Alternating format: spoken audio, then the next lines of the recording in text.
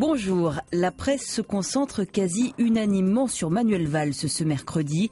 Manuel Valls et son aller-retour en jet en plein congrès socialiste pour assister à la finale de la Ligue des Champions avec deux de ses fils. Il a marqué contre son camp d'Illibération. En 4 jours, à force de se justifier et de corriger ses déclarations, il a commis son premier écart de conduite. À l'irréprochable, il était tenu, insiste le quotidien, car François Hollande, le candidat, avait promis une république exemplaire.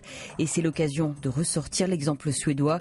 Fin 95, la numéro 2 du gouvernement avait dû démissionner parce qu'elle avait payé de menus emplettes, dont une barre chocolatée avec sa carte de fonction. Manuel Valls, lui, a fait une grosse gaffe, renchérit le Parisien aujourd'hui en France. Un match, un Falcon, 20 000 € de voyage, et voilà les grosses turbulences jusque dans son propre camp. La bourde pourrait coûter cher au Premier ministre.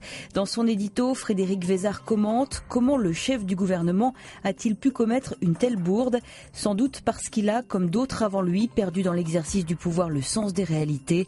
À garder la tête trop haute, on finit souvent par avoir la tête en l'air.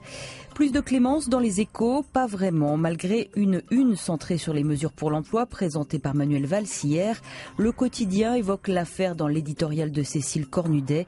Manuel Valls a-t-il été aveuglé par sa passion pour le Barça? A-t-il été trop confiant en lui? Ou les deux, interroge-t-elle. Pour un peu de réconfort, Manuel Valls devra ouvrir le Figaro ce mercredi, qui se focalise vraiment, lui, sur le plan d'aide aux PME. Le journal se réjouit, les mesures présentées étaient attendues de longue date par le patronat. C'est audacieux, d'autant que le dispositif braque une partie de la gauche. Pas de surprise, l'humanité a une toute autre lecture. Les 18 mesures de Valls dopent la précarité et bradent les droits des salariés.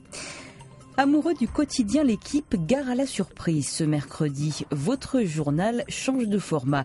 Il rapetisse à la taille d'un Libé ou d'un Aujourd'hui en France. C'est un test d'une journée pour voir la réaction des lecteurs. Ils pourront commenter ce changement sur le site internet de l'équipe. On se quitte sur l'image du jour signée Plantu dans le Monde. Il revient à l'actualité largement commentée dans la presse. Bonne lecture, à demain.